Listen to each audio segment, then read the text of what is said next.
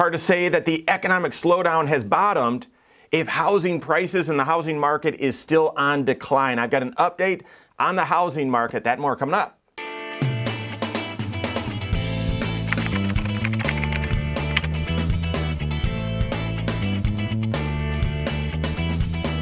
My name's Mike Bernard. I'm the host of the Wise Money Show. I'm also one of the certified financial planners right here at Korhorn Financial Group.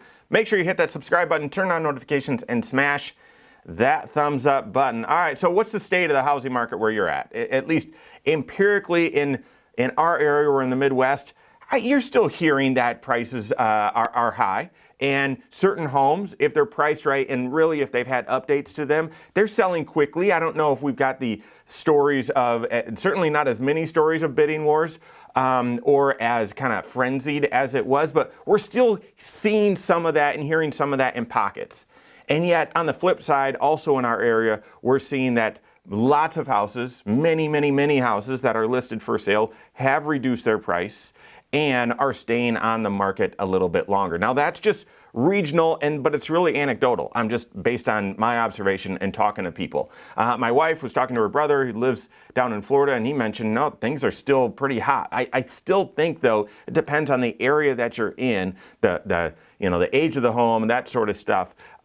This hot and cold, I think there's still some strength in the housing market, but at least the data suggests things are really starting to slow down. Let's tune into that data, and I got to tell you, I mean, not just a slowdown, but absolutely plummeting. If you take a look at this, new housing contracts, like building contracts, new builder contracts in July alone, 17% of those contracts canceled. 17.6% of new home construction contracts canceled in July, compared to a year ago. That was 7.5%, okay? It was 8% in April. I think that's, and I don't have, if you're looking at this chart, it doesn't go back, a decade. So you can't see what a normal cancellation rate is. Seems like from this chart, maybe, 8% is more normal. 17.6% of new home contracts were canceled. Take a look at how that compares to the pandemic, when you, not only were you not, were people not allowed to build homes or go around and show a house or whatever, but people lost jobs. We had unemployment rate skyrocket. Guys, the rate of new home cancellations right now, the previous July and June, exceeds the 2 months when we had shut the economy down during 2020. Guys, that is alarming. If you take a look at that by region, obviously the Southwest, Texas area, 25% of new homes being built are actually, those contracts are canceling compared to a year prior. That's up, that's more than doubled. In the Midwest, you can tell that's where my perspective is, okay? Contracts canceled right now is a little bit higher than it was a year ago, but not extreme. Southeast Florida even, again, these rates, a number of new homes that contracts that are being canceled is more than doubled, okay? And it's not just new homes. Home sales, those contracts that are being canceled have increased as well significantly. 16% of houses that were being sold when under contract, those have canceled as well in July. That is not double where it was previously, but that's an uptick as well. So big question, and it's fairly obvious, but why? Okay. Lots of contracts are being canceled because now that interest rates are higher, apparently, people aren't able to qualify for mortgages that they once thought they would be, okay? They're not able to qualify for them. I think secondly, when you take a look at this, okay? When you take a look at where the typical home price was and where interest rates were, this would have been what your payment was a couple years ago. Compare that right now to the typical home price of the average, say $400,000, and the average 30-year rate of 5.6%. That is an 81% increase in your monthly payment. And this doesn't include some of the additionals, like property taxes, homeowners insurance, that also get baked into a mortgage payment, and those have increased significantly as well. So I think, one, people aren't qualifying for mortgages, but number two, people are updating these mortgage numbers and taking a look and saying, this doesn't fit. This doesn't fit. This is different than what it was or different than what I expected, and it doesn't fit. And then I think 3, a housing decision is a fairly permanent decision. On average, I think people stay in their house or move, right, every 7 years or so. But the thought is that you're in this house for a long, long, long time. And especially if you're building, typically you're going to build and stay there for a long time. And if that's the case, you're looking at, well, geez, we might be entering an economic slowdown. I'm not sure I want to extend myself this much right on the cusp of things, tightening.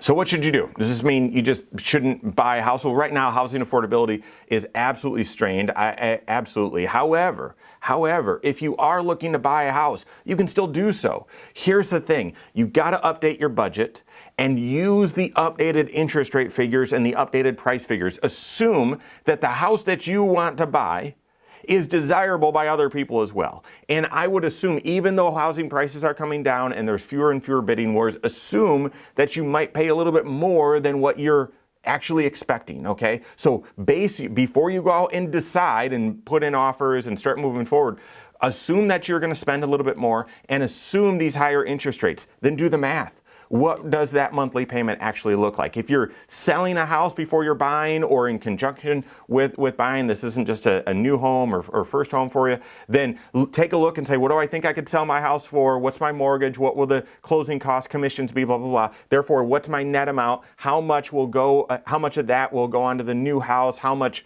house will we be buying? Okay, assume we're going to spend a little bit more. What's the interest rate? Blah, blah, blah. And do that math to see what will my actual payment be. And then does that fit in your monthly budget? Okay, do that math right now so that you don't have to go through the headache of making an offer and then getting through that inspection period and everything and then saying, wait a second, I got to back out of this. It's terribly disrupting for you and certainly disruptive to the person that's selling the house, because now they've got to put the house back on the market and relist it, all that sort of stuff. So do the planful work up front. Okay, and figure out with a higher price and with the higher interest rate, mortgage rate, what will your payment be, and make sure it fits. Now, for you, I don't know your exact budget, but to me, a rule of thumb is I like your mortgage payment at 25% or less of your take-home pay. That might feel conservative to you. I'd like that because to me, you want to make sure that you don't overextend yourself. And that's been my concern, my warning to you as we've seen the housing market get hotter and hotter and hotter. Don't overextend yourself. Don't buy into this frenzy, okay? Make sure if you can afford a higher price and a higher interest rate and it all fits within so that it's 25% or less of your take-home pay, fantastic, okay? Fantastic. But if it doesn't, don't force it. So do that math. Make sure that any housing decision you make fits in your budget. And then along with that, what about the things that are sort of outside of that normal calculation? Don't forget those as well. Property taxes for a more expensive house are going to be more expensive. Homeowners insurance for a more expensive house will be more expensive. Utilities, the cost of repairs, the cost of maintenance, all of that goes up when you're shifting from a smaller or less expensive house to a bigger or more expensive house. So factor all of that in your budget as well. All of this to ensure that as you make a big decision, financial decision, transitioning houses, building houses, something like that, that it all fits within your financial life and you don't get overextended. Work with your CFP on that. If you don't have a CFP on your team, you can contact one on my team. Find us online, Korhorn.com. That's Korhorn with a K, wisemoneyshow.com. You can find us there as well, or give us a call, 574-247-5898. All right, there you have it. Go out and take your next wise step in your financial life.